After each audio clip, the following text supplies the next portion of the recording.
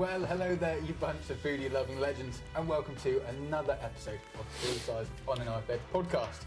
Now, whether you're a passionate home cook or a professional chef, you'll understand just how vital timing is when it comes to cooking. And just like time itself, our next guest is relevant. Owner of Olivier Meylan Watches, David Meylan. Great to have you on. Great intro as well. I think it'll do. Nailed it, first time. That'll do. Thank you very much for coming on. Thank you for having me. Appreciate your time. I managed to come across you from, I think it was on Instagram. Yeah. I think I first spotted your watches on, I think it was Kirk Westaway's account. And I saw them and was like, oh my God, they're stunning. And then thank you, Kirk. Went down the rabbit hole of like your Instagram, and I just found the journey quite interesting. Appreciate I it. really Yeah. want to share that with everyone who's watching this. Appreciate it. Yeah. So where did it all start? And actually, before that, just want to say thank you very much to Michael Keynes. Yes, thanks, for Michael. supplying us with award-winning classic cuvee from the very own vineyard at Lipstone Manor. Amazing. Available Give it a go. on the website. Definitely. Cheers. Not bad. It's so good, isn't it? That is really good. So good. For watches, were you already in the industry? No, not really. So, sort of my other industry, if you like, is the hospitality and events industry, which is how I know Michael. Oh, okay. So, most of my adult life I've put into working in that industry. You know, anything from student club nights to festivals to tours. You know, worked with fairly big names and toured around doing it and stuff. And yeah, I've always had a real passion for it. But obviously, pandemics, a few changes in the industry gave me the time and the focus to focus on something else. So the pandemic kind of put you in a new... Yeah, sort of unintentional. Obviously, no one knew the pandemic was going to happen, and you know, we all had to kind of make the best of it and do what we could with it. But you know, I think sometimes having a struggle like that kind of is when some of the best ideas are born. As much as I love events, and I did it and I still do, for a long time, you know, it's kind of you're as good as your last event. And pandemic hits, and suddenly I spent most of my time locked down, refunding people for their events that they couldn't attend because we weren't allowed to do them, to wondering what the hell I'm going to do and how I'm going to pay the mortgage and, you know, whatever else. So I bet that was so difficult. Yeah, there was a bit, because All that and... I had a lot of friends at that time that were, you know, normal jobs, furloughed, did quite well. A lot of them could still work during the pandemic, so they were furloughed and, you know, still working. And, you know, a lot of people landed on their feet. I was unfortunately one of the people that sort of fell between the cracks a little bit, because I, you know, got my own company, so that I'm not... Oh, so it was your own events company? Yeah, so there was no furlough scheme for me, because I was kind of, you know, that in between, like limited company, not self-employed. It was, yeah, a bit of a tricky one. And then all the events that were scheduled all ended up being cancelled or moved. God.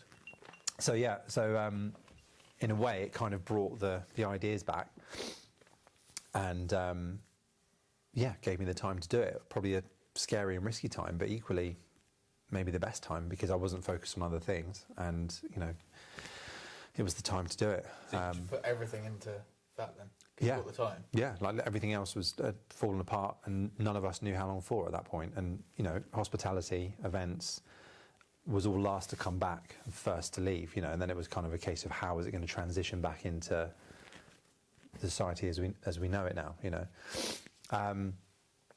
So yeah, so the product idea, and then obviously I wanted to work on something quite entrepreneurial, wanted to produce a brand, bring something together that I was passionate about, something that I was interested in, because that, you know, stand a better chance to make it work if you're interested and passionate about it. Definitely. I've got watchmaking in my blood, and my grandfather was a watchmaker, and, on my Swiss side, so my dad's Swiss. Grandfather died before I was born, but obviously it was a lot of story, a lot of heritage around his watchmaking, the area that he's from in Switzerland. And then, yeah. Is the area that he was working in Switzerland, is that like known for watch?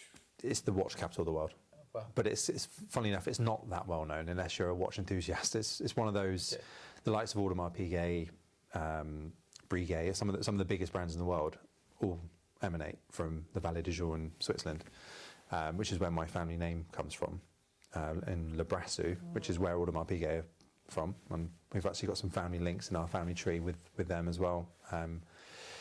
So yeah, it's quite crazy, really. A lot of people that, you know, kind of just getting to know about watch brands. You know, everyone knows Rolex, and they know the big brands, the sort of household names. They don't necessarily know about where those brands come from and the story and whatever else. So certainly connected to a very strong side of the watchmaking kind of family, but a legacy that sort of died with my grandfather. You know, we never had a watch brand in the family. It was just, he was a watchmaker and he worked for some of the biggest brands.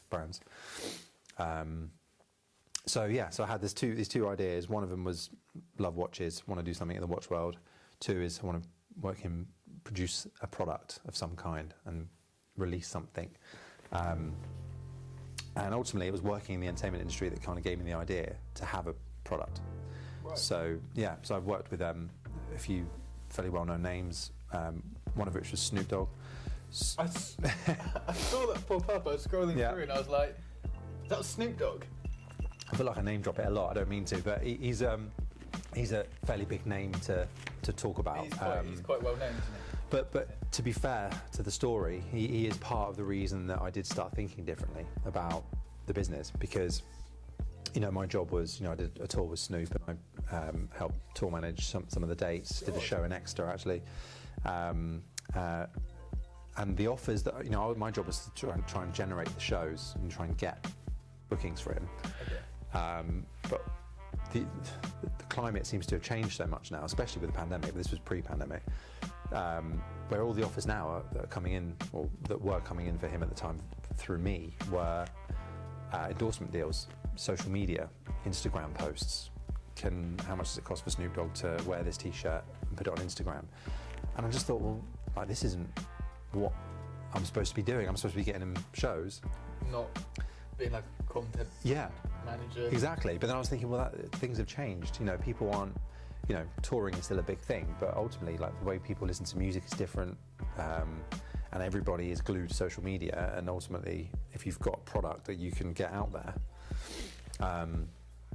you know, it's a powerful tool. There's some acts that have worked with me from day one, you know, that are huge right now, that have used to stay on my couch, and, you know, I helped put everything into their career. Wasn't one H? H was one of the, I brought him down to Exeter, good research. H, to be honest, he deserves all the credit for his success. Like, he blew up very quickly, and I was quite lucky I did a few shows. I did a show with him in Greece, and the hype around this kid was unreal. Like, even before he blew up, and straight away I knew that he was going to be, you know, one to book. And I mean, there was literally, drove down to the club. It was in Malio in Greece, and you know, there's people like trying to get onto his car and stuff. And I was like, why is he so big? And then I kind of like kept in touch and thought, well, it'd be great to try and do some shows in the UK when I get back, do something in Exeter. But then it's like different towns have different demographics and different interests, and, you know, H might be great in Manchester, you could book him there and he'd sell out a huge stadium, but in Exeter he may not blow up. So again, it's a bit of a gamble. I booked him possibly at the perfect time, which is rare that happens. And I think within a week of booking him, his fee had doubled and his tour had sold out, and he did a song with Ed Sheeran, and suddenly it all just went crazy. Wow. But fair play to him, he honoured the show, he turned up, we did the Lemon Grove in Exeter, sold out, I think it was 1,300 tickets in about 5 seconds or something. It was crazy, but he was a great guy, turned up, and it was one of the last shows I did before the pandemic, funny enough. So the watches were kind of in the making, but I didn't have one to give him. Right. So I was really annoyed about that, and I need to sort H out a watch. But yeah, so it's timing. But again, it kind of goes back to how hard it was going to be to try and get people to back or support your brand. Most of them were like, "Oh, I'll wear one, but I can't promote it," and, you know, it's because again, they're tied to other brands, and it's that, and then, you know, record labels step in and management step in and agencies step in and they all want a piece of it and they're like, well, how much are you getting for that watch deal? And they're like, well, no, I'm just wearing it because I'm a fan of the brand. That's not cool in their world. Do you know what I mean? In the business world, it's not cool, but it is for maybe the person who wants to wear them. Yeah. Snoop Dogg was really straight with me, if I'm honest. Snoop Dogg wears, he's got two. Players edition, isn't he? Yeah, so he's got a limited edition version of the Players Edition Gold X, which is a 18 karat gold plated one with automatic movement. He's got a different strap on his. Wow. And he's also got one of the Geo 811, the blue strap, very in keeping with Snoop style, with the blue strap and everything. But I actually hand delivered the gold one this time last year, March last year in Birmingham. So he hooked me up. He was a man of his word. We've kept in touch since I started working with him in like 2014.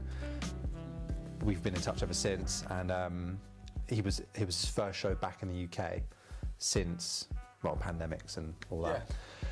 Yeah. And I said to him, look, you're coming to England. Let's link up. Great to work with you again. I need to deliver you a watch. And I'd already told him about the watches and stuff. But he was like, look, come to the Birmingham show. It's the closest one to you. Put you on the guest list. Come backstage. We'll link up. Bring the watch there. And I was like, awesome. Then there's all that kind of doubt of, is it going to happen? Am I going to be at the door, like kind of on the guest list and it doesn't exist? Yeah. But he well and truly, I was literally on stage with him. I was actually quite embarrassed. Like I didn't realise. But my pass was for side of stage, which is where staff and family will be. Okay. And then his right-hand man, manager, security was like, just call me up. And I was like, well, what, onto the stage? He was like, yeah, just come up. So we went round the back and literally walked up onto the stage, and Snoop's like in the middle of performing, like gives me a little nod, and he's in front of 20,000 people, 18,000 people, performing next episode or whatever it was. I'm a massive Snoop Dogg fan, so you can imagine I was like, yeah, that must have been so surreal. It was crazy. There was like strippers dancing, because as part of his act, they were dancing. I had to like kind of walk around them and just kind of stand at the side of the stage. And then after I gave him his watch, and he was straight with me. He was like, love it, I'll wear it. I've seen him wear it, but you can't endorse it. Endorsing it is mega money. Is it? Yeah. And ultimately, that's the issue. And fair enough to him. I mean, again, I won't say the brand, but I know some brands that he's worked with that have paid probably close to £1 million, to be endorsed. So why is he going to do it free for that watch? Yeah. Do you know what I mean? Ultimately, it's business, and I get it, and it makes sense. I think with that as well, the way the music industry is at the moment, I guess a lot of artists don't make, but they still make quite a lot of royalties, but not as much compared to how it used to work. Exactly. Where you buy CDs or vinyl or. Exactly. No, 100%. I mean, that's free now. You're right. I mean, that's a huge problem. They're not getting what they were streaming, as they were when they're selling an album, a CD. So you're making money on endorsement deals, touring, influencing, if you like. So I get it. Again, I don't want to divulge too much, but I've had some people, some big name people actually buy a watch, and I thought, wow, this is very different now, because now I'm a huge fan of. I'll give you an example. Russell Kane, comedian. I'm a huge fan of him. Yeah.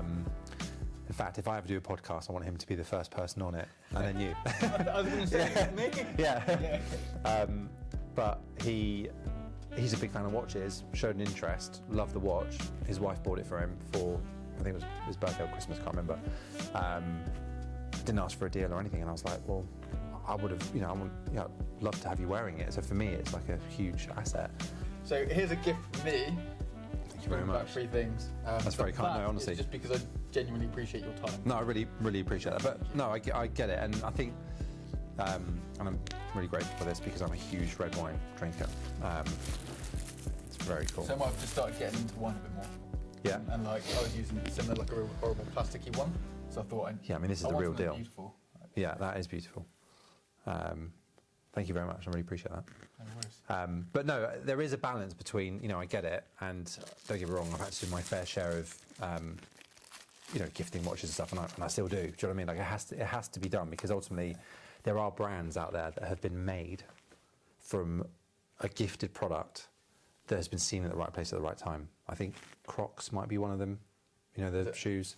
Nicki Minaj wore a pink pair, and I don't know what happened. I don't know if she was on stage or she maybe wore them in a TV advert or something unintentionally, not meaning to promote them, and they just blew up. Like you couldn't buy them if you wanted to. They just couldn't keep up with the demand. God. If she charged to endorse it, you know, how much would it have been worth if that brand has made God knows how much? Do you know what I mean? Out of that plug. So it's, you know, you've got to really pick your, like, who you work at. And I'm sure it's probably similar for you. I don't know, but yeah, that's one thing that can be really difficult as well, because all the high end knives are made by hand. They take a long time to create. So I can imagine. If we ever give one away, it's like that's not only the cost of like the materials and everything. It's your time. That's time. Yeah. And probably a few injuries. And yeah. So now going back to when you said about you now have some quite well-known people buying products. Yes. Yeah. We've had that happen quite a few times now. On some like experience dates as well, we've had quite a few like well-known people come to them. That's really great. I need to do that. And it's like, it's almost reassuring that you're doing the right thing. Yeah, of course. You're producing something of quality. And yeah, absolutely. I mean, ultimately, I think if you put enough into the brand and put enough commitment into it, and passion as well, you know, to make sure that it's like you believe in every product you're putting out. I don't like putting anything out that I'm not sure about. Yeah, if you're slightly uncertain, it's like that. I'm a bit OCD like that, and maybe a bit of a perfectionist. It works against me sometimes, but I don't want to put anything out that I'm not in love with. You know, and I appreciate that not everyone's going to be in love with it, but the ones who are the ones who are going to promote it for you and sell it for you down the line. But there's a balance. I mean, don't get me wrong. I know that if I was in the right place at the right time and I could get the watch in the right hands and it was seen, it'd be worth so much. But it's damn hard. Yeah, and again, like you said, you're competing with so many big companies. Yeah. And you're very similar to me because you've been going 4 or 5 years. Yeah. Yeah. I've been going maybe 6. Yeah. So we're both in the same. Yeah. Yeah. Similar. It's difficult, but I think as well it's like take on the big dogs. Let's do it. Yeah. But I think as well if you can provide like an incredible experience for anyone who kind of joins in with what you're creating. Yeah. Then the word will just naturally spread. And absolutely, and being unique, you know, it is really hard. It's there's a lot of competition, but you know, I think there's room out there to just produce good product that's cleverly branded and in the right hands and the right people. And I've really probably enjoyed that the most since I launched the watch brand. Meeting the right people, you know, like this today. Like, you know, this wouldn't have happened if it wasn't for the brand that I created, that I dreamt up one day. Do you know what I mean? And that's why I really appreciate everyone who, you know, puts any time into what we do or shows any interest, or like you asked me to come to the show, you know, I don't feel worthy enough almost. Do you know what I mean? I'm a bit like, you know, I play everything cool, I'm always behind the scenes, but ultimately met a lot of decent people, make some very good contacts, and I believe, you know, the sort of route to success is being around the right people. And that's everything, really. Definitely. Like, it really is. Like, just surround yourself with those sorts of people, and you know, you will achieve. So, cheers to that. Yeah, for sure. And I think as well as just staying ridiculously optimistic, even when you're going through an absolute shitstorm. Yeah. Just being like, it'll be fine. Just keep going, keep going. Yeah, absolutely. Well, you have to, don't you? You know, and you need the hits, the losses, to learn from them and to come back better. And you know, but you have to stay committed, you know, and obviously I'm keeping ambitious, you know, because that's what drives you. That's where the ideas come from. The minute you're not passionate about the brand anymore is when there is no ideas, there is no excitement. You can't be asked to produce another one. You know, it's like, where am I going with this? Can't be asked. You know, it's really easy to exactly. Yeah. So so I think that's key. But I just, you know, I've met a lot of great people, a lot of good people have got behind the brand in the sense of supported it, worn the watches. You know, you've seen today, obviously, like even the support Michael Caine's show at Limpston Manor, and a lot of the rugby boys, Henry Slade, Jack Noel, Dave Ewers, Josh Hodge, Count Dickey, they've all kind of really supported it. You know, and obviously being in those circles is what pulls you into the right direction. I'm sure your knives are being used here now, are they? Or if not, they will be Michael, soon. Yeah, Michael just said he was using one, and he was like, "Yeah, it's freaking sharp." So that was nice to hear. Yeah, but it takes a bit of time, doesn't it? And I think quite often you need the right person using or wearing your product, but then equally, they still might not, fully get behind it until they start seeing other people do it. So it kind of like influence creates influence a little bit. The foot in the door, isn't it, of the being in the right environment, because someone's going to help. And that is the kind of rule, isn't it? I mean, you're kind of supposed to be ambitious, succeed in something, and then pull someone up. That's the kind of like general. Yeah, exactly. I'll obviously help out wherever I can, but I'm not at a stage where I haven't succeeded yet, where I need to succeed. But I'll always help someone out if I can. But ultimately, I'd like to think that if this brand goes where I want it to go, where I think it should go, or could go, at that point, then you're suddenly in a very different position, and then I can pull up other brands and help other people. And that's kind of like the rule of life, isn't it? Honestly, I'm glad we organised a podcast, because you think exactly the same as I do. It's good to. So it's good. Like-minded. It's good to meet people that are like-minded, isn't it? Yeah, you definitely. So I'm not saying that we're necessarily at the top, but what I mean is it's the same mindset, isn't it? If you're in the zone and you're trying to achieve whatever it is you want to achieve, you might suddenly sell your business for £100 million tomorrow. It's quite a lonely place, though. Do you know what I mean? Like it's enjoying the journey. But I say it all the time. I have I'm lucky enough to have a wife and kids who, 10 years ago, I didn't feel grown up enough to even think about marriage, kids, and all that type of stuff. And it all happened very quickly. And, but it gives you purpose. And it's kind of suddenly it's like, well, other than spending time with my family and working, which essentially is my hobby because I'm ambitious and it's how my mind works, that's all I do. And it's not necessarily that healthy, but I've got so many friends with 1,000 hobbies. They've all got like the best, newest golf clubs and motorbikes and whatever else, and like it's great. And sometimes I'm a bit envious of that, but I haven't got time. That's it. Like I really don't have time. But as well, it doesn't feel like, because I've got some friends and stuff. I know my parents sometimes are like, I'm tired, I'm just constantly working. But I don't know. For me, it's like, I enjoy it because you're building something. Yeah. Well, each kind of... You're burning yourself out of it, but it's like... Yeah, but each thing that you tick off or achieve, is a kind of step in the right direction of the future of you and the future of your family and the future of your business. That's how I work. But, I take a lot of enjoyment in travelling and trying to go away with the kids and stuff. And, that's kind of like... I guess it's, maybe a bit boring, but...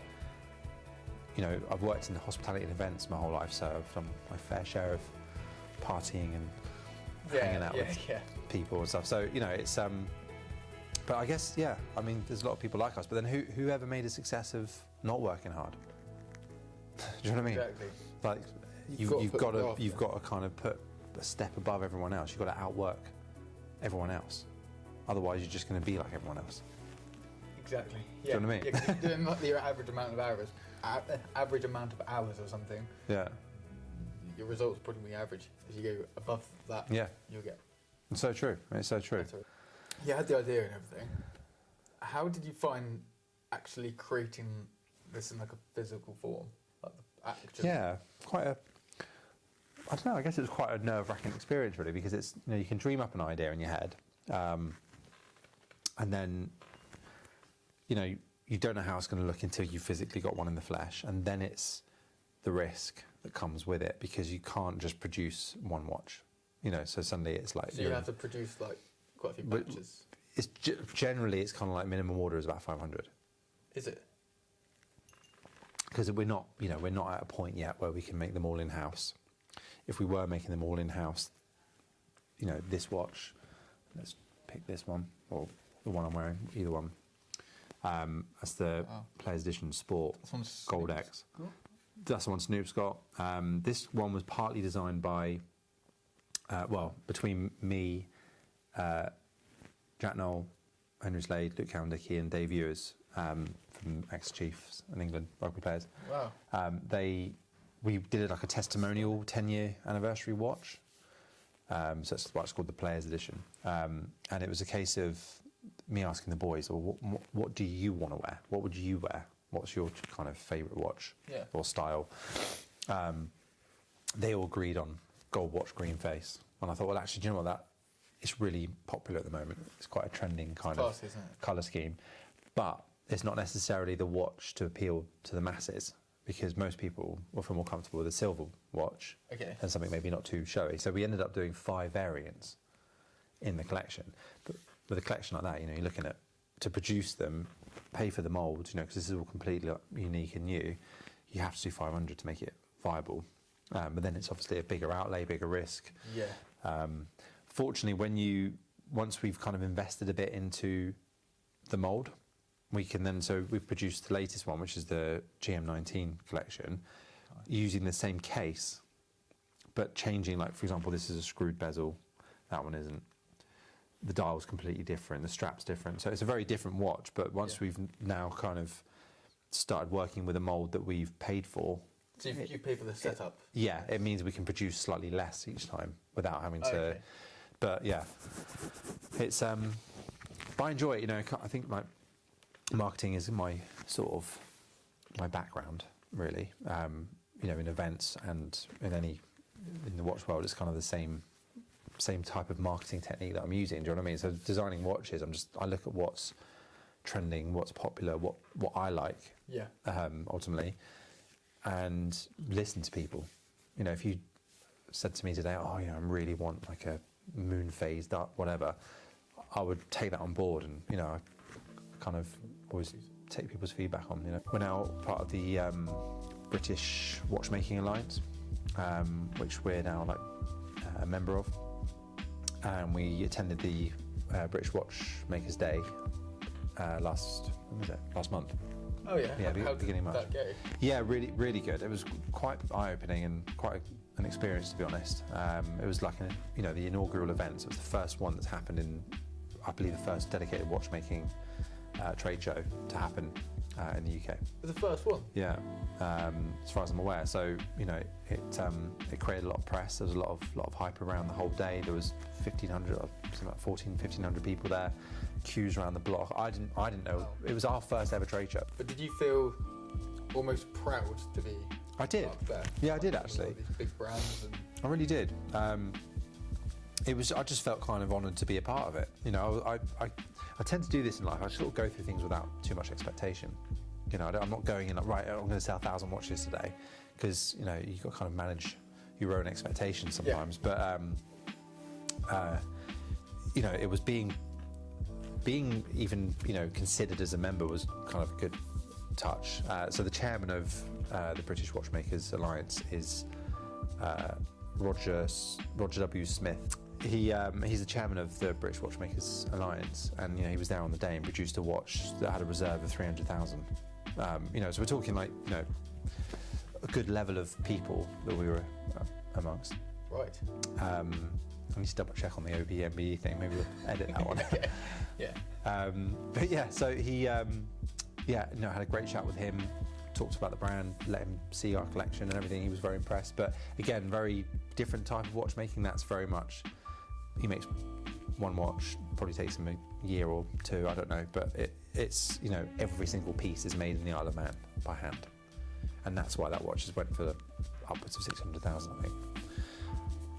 We're obviously producing more volume, but trying to keep them accessible. So going back to, like, you know, obviously this is same with this one actually. This is the Players Edition Sport, which is Swiss automatic ETA movement. So ETA are the leaders off the shelf movements. So you know, if you look at, again, some of the big brands out there, Tag, Tudor, they've all used ETA.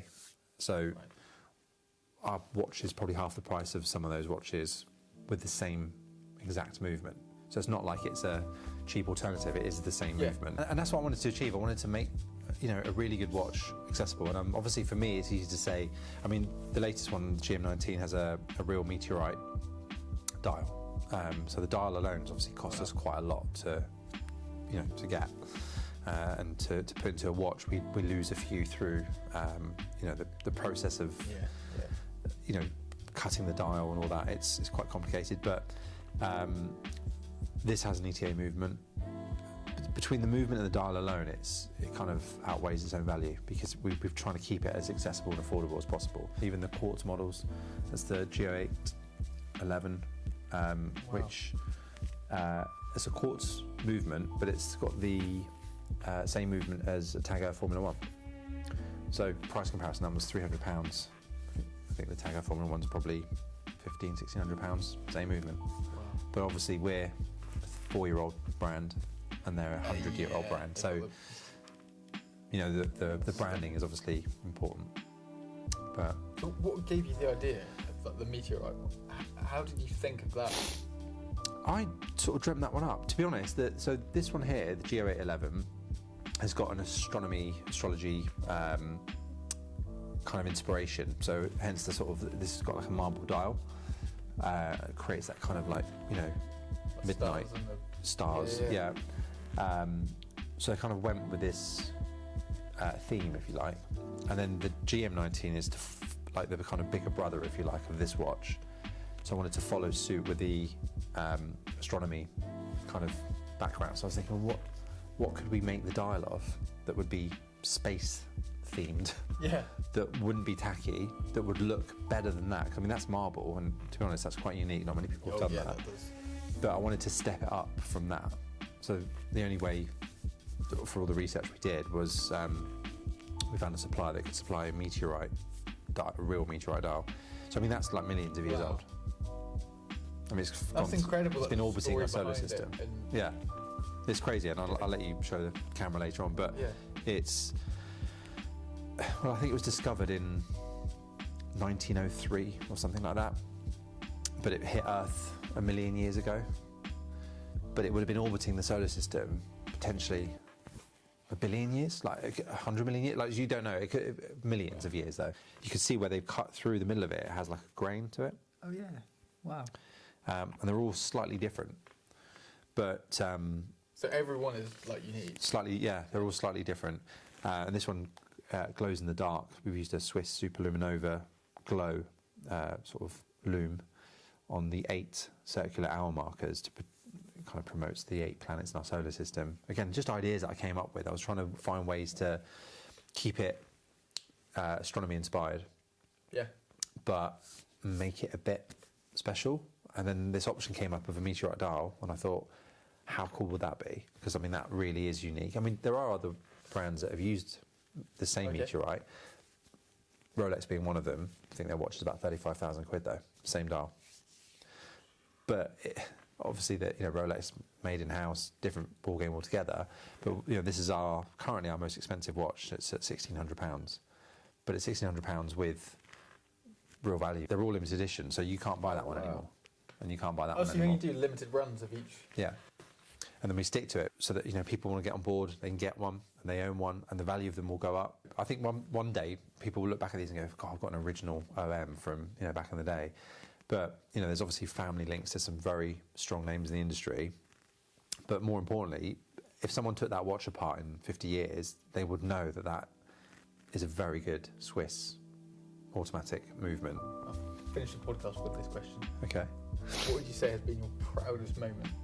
I get a real sense of pride and achievement when I see someone wearing one. I think that's a great answer, and I think that's a great kind of thing to end it on. Thank you. Because otherwise I feel like I could just be chatting here all night. We get a few more of these in and yeah. go crazy. Yeah. But thank you so much. I do really appreciate your time. Appreciate it.